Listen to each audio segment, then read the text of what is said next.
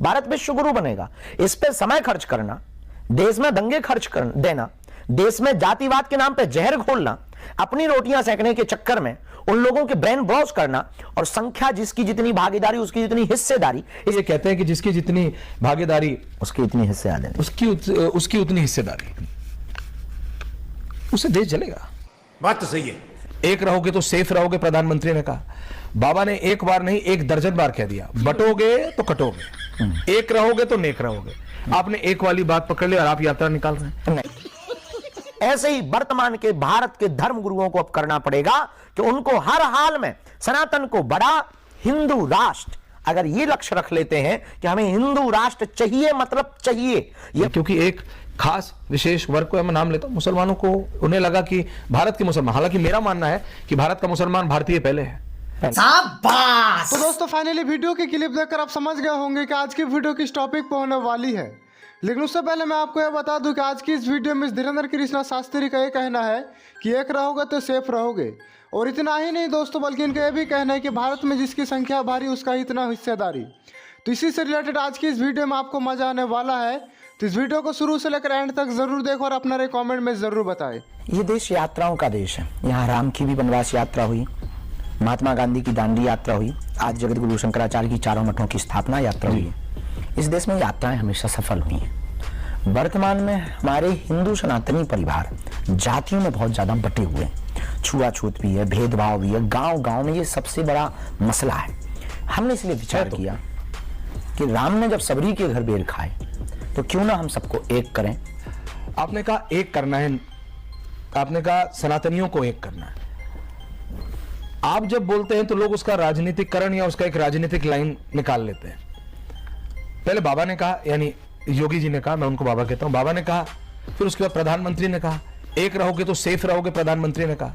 बाबा ने एक बार नहीं 1 दर्जन बार कह दिया, बटोगे तो कटोगे, एक रहोगे तो नेक रहोगे। आपने एक वाली बात पकड़ ली और आप यात्रा निकाल रहे हैं। नहीं, क्या ये यात्रा का संकल्प हमारा बहुत पुराना है। इसकी तैयारी लगभग 2 महीने से चल रही।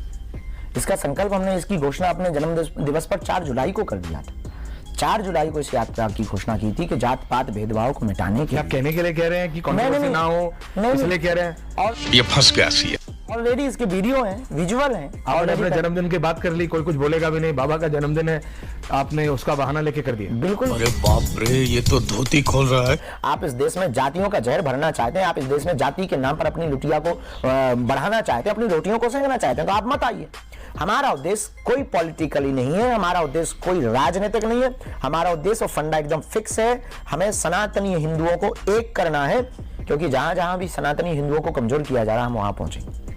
आपकी ये जो एकता का जो नारा है, आप सचमुच सबको एक करना चाहते हैं, सारे सनातनियों को एक करना चाहते हैं, जाति प्रथा मिटाना चाहते हैं। तो मैं आपसे पूछ रहा हूं, तो कास्ट सेंसस, जाति के ऊपर जो सेंसस है उस पे आपकी क्या राय है? क्या पूछ लिया इसने? ये भारत विश्व गुरु बनेगा।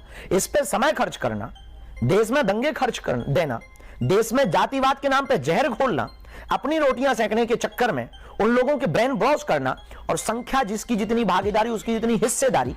तुम्हारे जैसे लोग इस देश के लिए श्राप है। अगर जातियों का बोलबाला, जैसे ये कहते हैं कि जिसकी जितनी भागीदारी उसकी इतनी हिस्सेदारी, उसकी उतनी हिस्सेदारी, उससे देश चलेगा।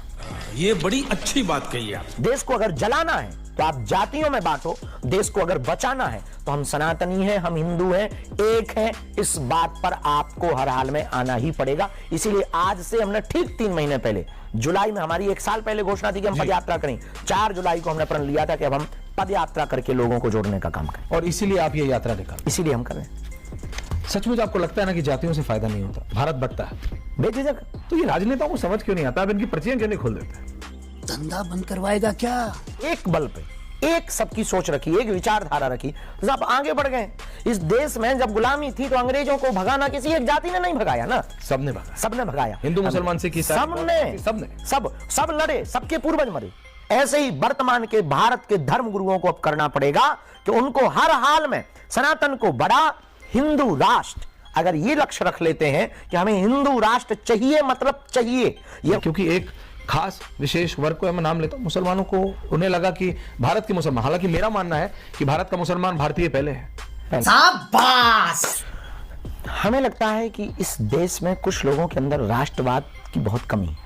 राष्ट्रवाद की बहुत कमी है। अब किसी को बुरा लगता हो तो लगे। तो दोस्तों, जैसे कि धीरेन्द्र कृष्णा शास्त्री बता रहे हैं कि भारत में कुछ लोगों की राष्ट्रवाद की कमी है, जैसे कि इसके अंदर राष्ट्रवाद कूट कूट के भरा हुआ हो। तो इस वीडियो को शुरू से लेकर एंड तक जरूर देखें। हम इस देश के हैं क्योंकि हमारे पूर्वजों ने इस देश के संविधान को स्वीकार किया। हमारे भी कुछ पूर्वजों ने योगदान दिया होगा इस देश के लिए, दिया है, इसमें कोई संदेह नहीं। सबके पूर्वजों ने दिया है। हम जय फिलिस्तीन वालों के पक्ष में नहीं है तो नहीं है, हम वंदे मातरम वालों के पक्ष में, जो नहीं बोलते उनके पक्ष में नहीं है तो नहीं है, किसी को भारत में डर लगता है हम उनके पक्ष में नहीं है तो नहीं है, किसी को जो है राम काल्पनिक लगते हैं हम उनके पक्ष में नहीं है तो नहीं है, किसी को इस देश में डर लगता है, कोई कहता है कि हम भारत तेरे टुकड़े टुकड़े होंगे, हम उनके पक्ष में नहीं है तो नहीं है, कोई कहता है कि हम सर तन से जुदा कर देंगे, हम उनके पक्ष में नहीं है तो नहीं है। सीधा सा कॉन्सेप्ट है कि अगर आप सनातन के खिलाफ हैं, मानवता के खिलाफ हैं, तो अब आप कोई भी हो, एनी हाउ। अचानक वक्फ बोर्ड की बहुत बात होती रही। 9.5 लाख एकड़, 9.5 लाख एकड़। एक बार तो जब पहली बार मुझे पता लगा तो इमेजिन करने की कोशिश की कि 1-2 जिले नहीं, 7-8-10 जिले की जमीन 9.5 लाख एकड़ एक बोर्ड के पास है। वक्फ बोर्ड हो सकता है, सनातन बोर्ड क्यों नहीं हो सकता? ये हो सकता है। हम ये भारत में मांग रहे हैं। अगर ये बात बांग्लादेश में या पाकिस्तान में मांग करते तो नाजायज होती। यहां तो बल्कि सनातन बोर्ड होना चाहिए था। यहां पर मांगने के लिए वक्फ बोर्ड वो मांगते कि भाई हमारा वक्फ बोर्ड होना चाहिए, पर उल्टा है अपने ही राम के देश में कि हमें सनातन बोर्ड होना चाहिए, इसकी भी मांग करनी पड़ रही है, वो भी सनातन के राष्ट्र में। जली ना, तेरी भी जली ना। और आपका भी विजन क्लियर है, सनातन की एकता। सिर्फ मैं आपको इसलिए इस पे ला रहा हूं क्योंकि वो आपका कोर इशू है। सारे मुद्दे, चाहे वो वक्फ बोर्ड हो, चाहे वो यूसीसी हो, चाहे वो सनातन बोर्ड का इशू हो, चाहे वो बटेंगे तो कटेंगे, उस सब का जो सेंटर पॉइंट है वो एकता है। एकता है क्योंकि जो योगी आदित्यनाथ जी ने कहा, बाबा ने भी कहा, उसकी भी पूरी लाइन लोग नहीं बोलते। बटेंगे तो कटेंगे इसलिए बोलते हैं क्योंकि वो कंट्रोवर्शियल है।